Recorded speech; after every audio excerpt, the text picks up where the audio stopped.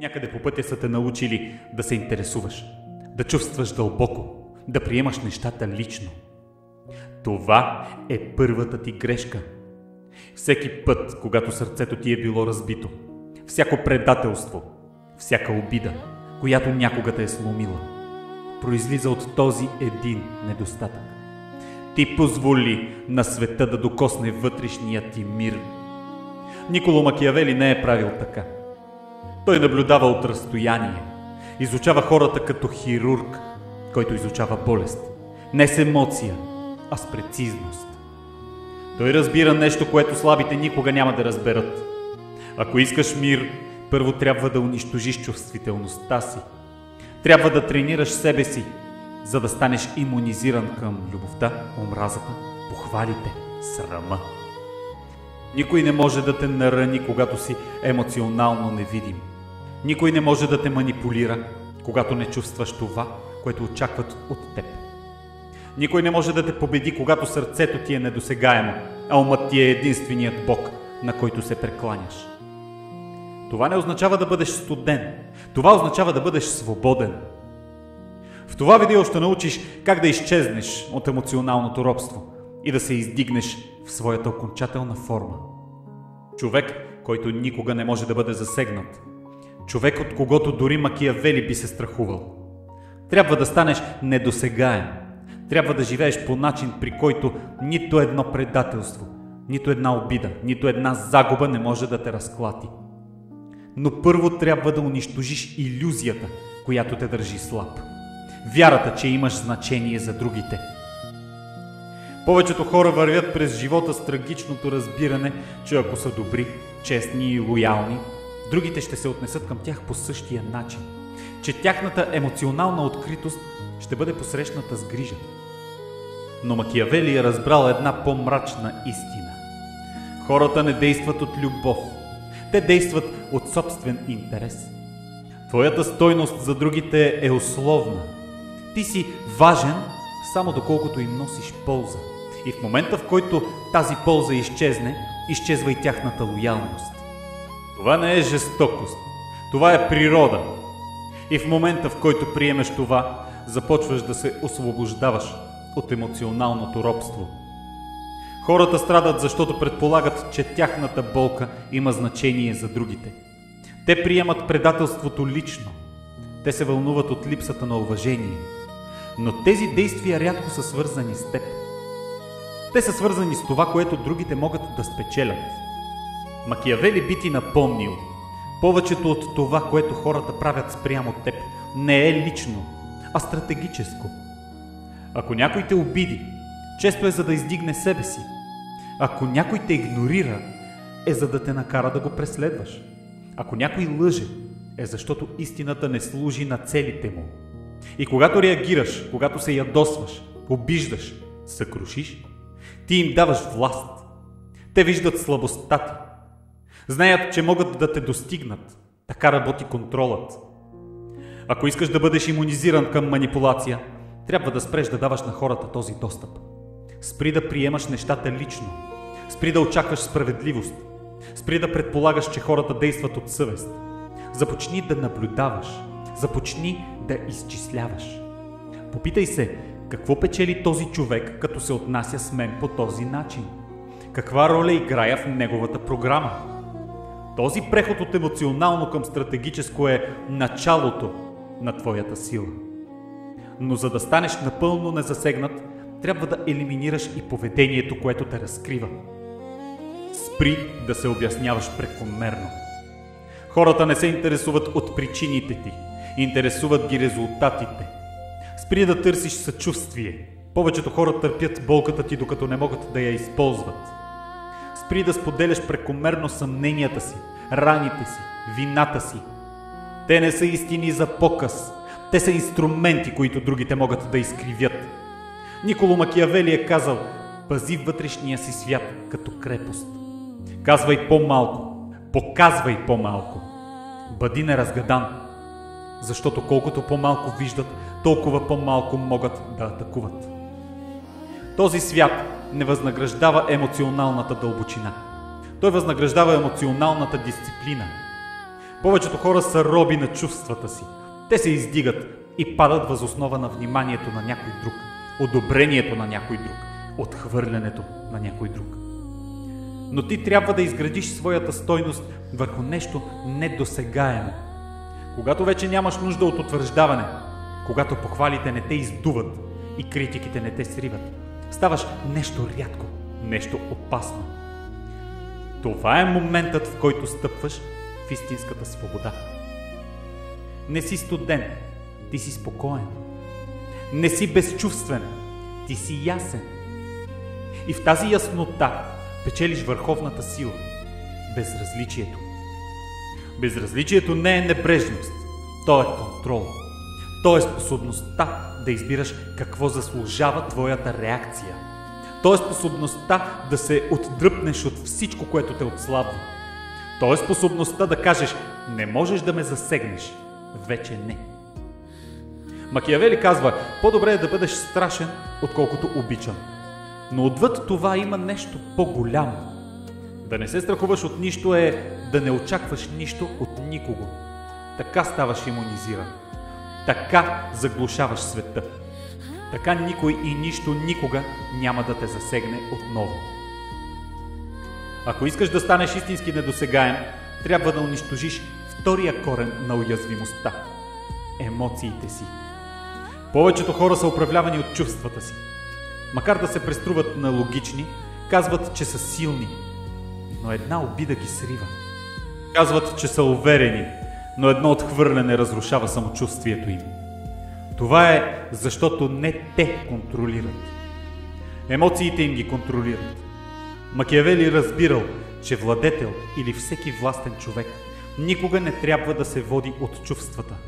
Емоцията е слабост. Емоцията е уязвимост.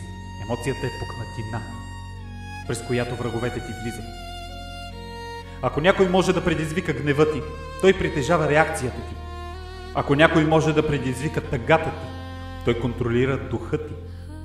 Ако някой може да манипулира вината ти, той контролира решенията ти. Не си свободен, ако другите могат да предизвикат реакция от теб. За да бъдеш свободен, трябва да станеш емоционално дисциплиниран. Не мъртъв, а преднамерен, целенасочен. Използвай емоциите си като инструменти, не като вериги. Ако чарът ще ти послужи, използвай го. Ако тишината ще сплаши, остани тих. Ако гневът ще създаде страх, насочи го, но никога не позволявай на емоциите си да те използват. Никога не ги оставяй да избухнат неконтролирано. Никога не позволявай на някого да види какво наистина те засяга, защото в момента, в който го направи, той ще го използва срещу теб. Този свят не е благосклонен към откровеността. Той възнаграждава самообладанието, мистерията и самоконтрола. Човекът, който чувства всичко на глас, винаги ще бъде контролиран от тези, които не чувстват нищо. Научи се да седиш в дискомфорта, без да реагираш. Научи се да чуваш обиди, без да се защитаваш. Научи се да изпитваш болка, без да я изповядваш. Повечето хора търсят някого, с когото да говорят, когато ги боли. Някой, на когото да прехвърлят емоционалната си тежест.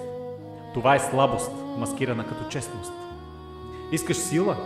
Носи собствената си болка. Поправи собствения си хаос. Стой в тишина и възстанови ума си насаме. Няма чест в публичната уязвимост. Има само опасност, защото колкото повече разкриваш, толкова по-лесно е да бъдеш унищожен. Макиавели би ти казал да бъдеш като лисица сред вълци. Усмихвай се, когато се очаква.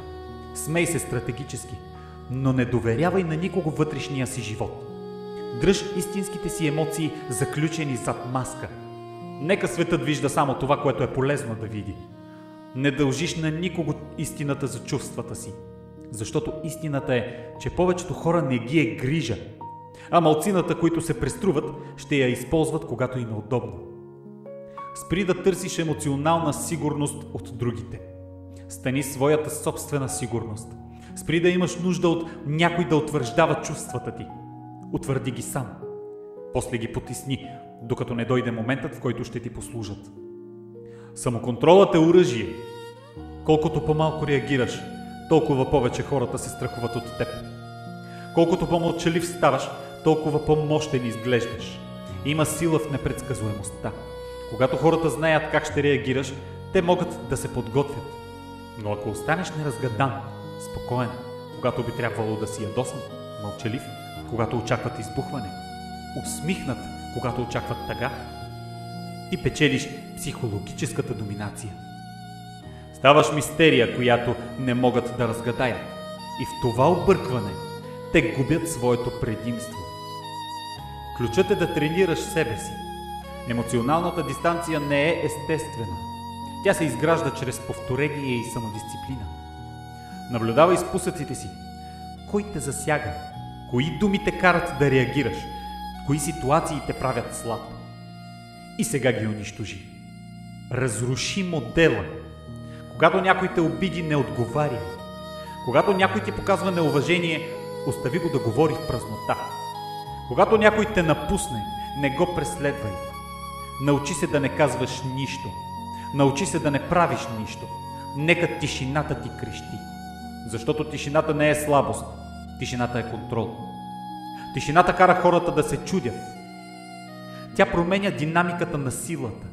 Колкото по-малко казваш, толкова повече те проектират. Колкото по-малко показваш, толкова повече се страхуват. Макиавели казва, мъдрият човек трябва да изглежда милостив, верен, хуманен, но трябва да знае как да бъде обратното, когато е необходимо. Това е емоционална сила. Да показваш това, което работи, и да скриваш това, което е истинско. Контролът е всичко. И не можеш да контролираш света, докато не контролираш себе си. Ако искаш да станеш имунизиран към света, трябва да овладееш средата, в която живееш. А това означава да разбереш хората не такива, каквито се преструват, а такива, каквито наистина са. Повечето хора вървят слепи, вярвайки в маски. Те се доверяват на думи, съдят по лица, бъркат учтивостта с лоялност, ласкателството с уважение, емоциите с истина. Но Макиавели вярва, че повечето хора са водени от амбиция, страх, алчност и отчаяние. Дори когато се усмихват, дори когато те хвалят, те изчисляват. Всеки, когото срещаш, има мотив. Всеки приятел, съюзник, партньор, дори тези, които изглеждат добри, са водени от собствен интерес. Грешката, която слабите правят, е да мислят, той никога не би ми го направил, или тя не е като другите. Но в момента, в който някой получи власт над теб, емоционална, финансова или социална, той се променя. Или по-точно разкрива какво вече е било там. Ето защо доверието е опасно. Не защото предателството е рядко, а защото предателството е правилно. Ако си шокиран, когато някой се обърне срещу теб, значи никога не си го разбрал истински. Макиавелианският ум очаква предателство. Планира за него. Дори го използва. Спри да съдиш хората по думите им. Започни да наблюдаваш моделите им. Не питай какво казва този човек. Питай какво избягва. Не питай харесва ли ме. Питай какво иска от мен. Всяка усмивка крие нужда. Всяка похвала крие мотив. Щом тренираш ума си да мисли така, спираш да бъдеш разочарован. Спираш да бъдеш изненадан. Спираш да бъдеш наивен. Това не е параноя. Това е проницателност. Трябва да станеш човек, който умее да слуша мълчаливо и да гледа отдалеч. Защото повечето от това, което е реално, никога не се казва на глас. Хората се разкриват в малките моменти, в начина, по който говорят за другите, в това как се отнасят към хора без статус, в завистта, която не успяват да скрият. Щом постигнеш успех, се научи да улавяш онова, което е между редовете. Научи се да откриваш емоционалния лост. Когато някой каже "грижа ме е", попитай се какво печели от тази грижа. Когато някой каже "никога няма да те напусна", попитай се какво ще стане, когато оставането стане неудобно. Това не е цинизъм, това е яснота. Светът ще се опита да те засрами, че мислиш така. Ще те нарекат студент, недоверчив, горчив. Нека го правят. Те просто се страхуват от това, което не могат да заблудят. Ясният ум не може да бъде манипулиран и това плаши хората, които разчитат на объркването, за да контролират другите. Да следваш такъв път не значи да се откъснеш от хората, а да управляваш начина, по който си свързан с тях. Да решаваш кой получава вниманието ти, кой получава достъп, кой не получава нищо. Не дължиш доверието си на никого. То се печели бавно и се губи бързо. Поставяй капани от тишина, тествай тяхната лоялност. Не предлагай нищо, което не можеш да си позволиш да загубиш. И винаги помни, този, който знае по-малко, губи. Във всяка стая знай повече, отколкото казваш, и казвай по-малко, отколкото мислиш. Нека другите те подценяват. Това ги прави небрежни. Нека другите предполагат, че си слаб. Това ти дава предимство. Никога не показвай всичките си карти. Никога не обяснявай стратегията си. Направи живота си труден за разчитане и мислите си още по-трудни за предвиждане. Така оцеляваш сред лъжци, използвачи и страхливци. Ставаш неразгадан, ставаш недосегаем. Според Николо Макиавели, принцът, който се доверява твърде лесно, е първият, който пада. Но този, който наблюдава оценките, който играе играта, но никога не разкрива ръката си, това е човекът, който надживява всички. Ако жадуваш за мир, не вярвай на привидностите. Ако търсиш сила, изучавай подбудите. Ако искаш да бъдеш недосегаем, предвиждай предателството преди да дойде. Човекът, който вижда какво предстои, е този, който никога не кърви. И това е човекът, в който трябва да се превърнеш. Ако искаш да достигнеш последния етап на това да бъдеш недосегаем, сега трябва да се изправиш в най-опасната уязвимост от всички – емоционалната зависимост. Малцина разбират колко силно са зависими от чуждото мнение за самите себе си. Те измерват цената си пред очите на другите, в отношението, вниманието и обичта, която им се дават. Но щом това се изгуби, целият им свят се срива. Паникьосват се, преследват, молят. Това не е любов, това е пристрастяване. Макиавели би казал, човекът, който зависи от обичта на другите, винаги ще бъде техен слуга. Той ще предаде себе си само за да запази тяхното одобрение. Ще изостави разума заради вниманието. Ще предаде силата си заради илюзията за принадлежност. Ти трябва да разкъсаш тази илюзия. Да станеш онзи, който не изгражда себе си върху емоционалната зависимост от някого. Нито от тяхната любов, нито от времето им, нито от похвалите им. Изгради себе си така, че да останеш същият, независимо дали си заобиколен от хора или напълно сам. Защото в този свят понякога ще бъдеш сам. Хората ще си тръгват, ще се променят, ще те забравят. И когато го направят, силата ти трябва да остане недокосната. Тази сила трябва да идва от нещо вътрешно, нещо недосегаемо. Трябва да изградиш вътрешен свят, толкова мощен, че нищо отвън не може да го разклати. Това не е лесно. Изисква радикална честност. Трябва да се попиташ, кой съм аз без утвърждаване? Кой съм аз, когато никой не ме гледа? Повечето хора не харесват отговор. Затова търсят разсейвания, връзки, внимание, похвали. Но Макиавели би посъветвал обратното. Той би ти казал да се оттеглиш навътре, да направиш ума си свое кралство, мислите си крепост, стандартите си компас. Когато спреш да разчиташ на другите за смисъл, ставаш свободен. Никой не може да ти отнеме онова, което не си поставил в ръцете му. Това не означава да станеш самотник или отшелник. Означава, че чувството ти за идентичност вече не е подлежащо на договаряне. Вече нямаш нужда от някой да те обича, за да се чувстваш обичан. Вече нямаш нужда от аплодисменти, за да вярваш, че си достоен. Вече нямаш нужда от компания, за да избегнеш тишината. Повечето хора се страхуват от тишината, защото тя разкрива колко слаба е вътрешната им основа.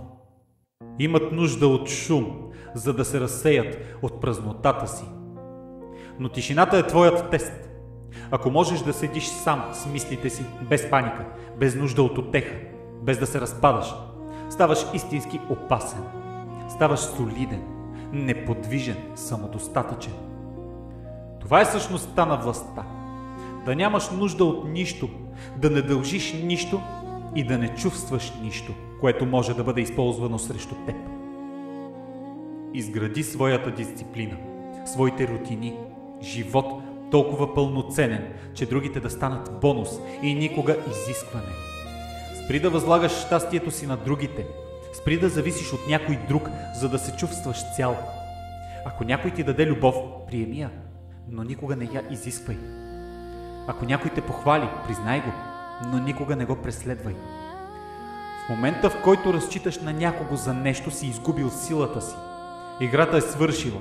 Контролът вече не е в твоите ръце. Хората усещат отчаянието. Ще го използват. Ще те контролират с него. Но когато нямаш нужда от тяхното одобрение, обич или присъствие, ставаш недосегаем. Ставаш този, когото те се опитват да впечатлят. Ставаш този, когото преследват. Защото този, който няма нужда от нищо, е този, който държи цялата власт. Макиавели би казал: винаги изглеждай такъв, какъвто другите искат да видят, но не им позволявай да узнаят истинските ти нужди. А най-добре, не се нуждай от нищо.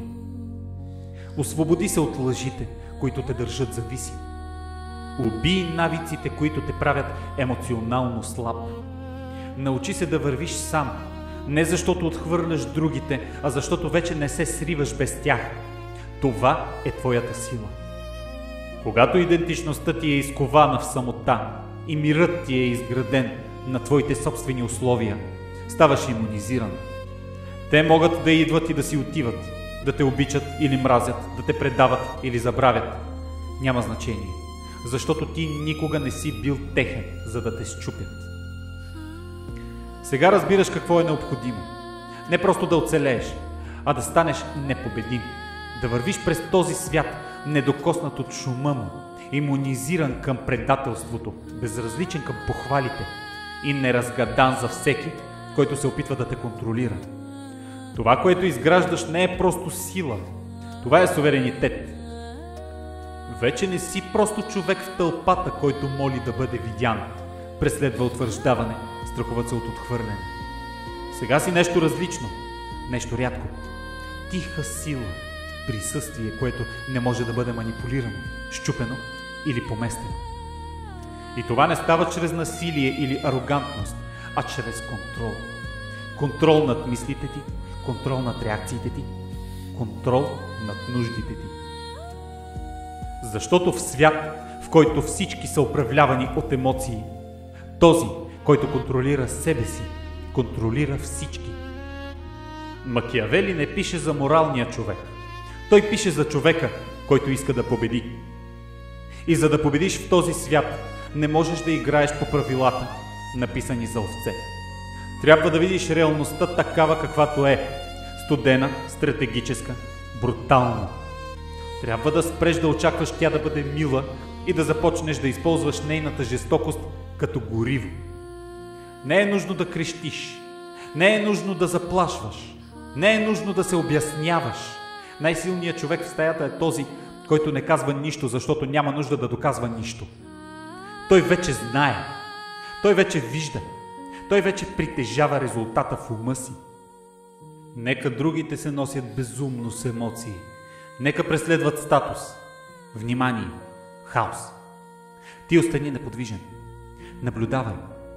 Отговаряй само когато има значение. И когато го направиш, направи хода си окончателен, прецизен, тих.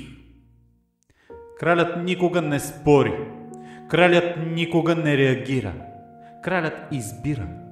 Кралят заповядва. Това е този, в когото се превръщаш, когато нищо вече не те засяга. И трябва да разбереш, че да бъдеш незасегнат не означава, че не чувстваш нищо. Означава, че контролираш какво заслужава емоцията ти и какво заслужава тишината ти. Означава, че настроението ти не се определя от хора, които нямат значение. Означава, че решенията ти не се оформят от страх, вина или желание. Означава, че мирът ти не е награда, която другите ти дават. Това е трон, който си построил сам. Ще има хора, които ще се опитат да те върнат към слабостта. Ще кажат, че си се променил, че си твърде дистанциран, твърде студен, твърде егоистичен. Нека говорят, нека отпаднат, нека се задавят в очакванията, които никога не си се съгласил да носиш. Не дължиш на никого уязвимостта си, не дължиш на никого мира си. Животът ти не е услуга за утехата на другите. Той е бойно поле и сега си обучен за война. Сега си недосегаем, защото си избрал да станеш такъв чрез дисциплина, чрез отхвърляне на емоционалното робство, чрез брутална честност със себе си. Убий слабостта си преди светът да може да я използва срещу теб. И това е истинската свобода. По-добре е да бъдеш в контрол, по-добре е да бъдеш подготвен, по-добре е да бъдеш имунизиран. Защото любовта избледнява, лоялността се чупи, но контролът трае. Контролът е коренът на всяка власт и сега ти го притежаваш. Вече не си човекът, който се срива при първия знак на хаос. Ти си този, който върви право в него, незасегнат, спокоен, студен, сигурен. Не си разклатен от бури. Ти си бурята. Никой и нищо никога няма да те засегне.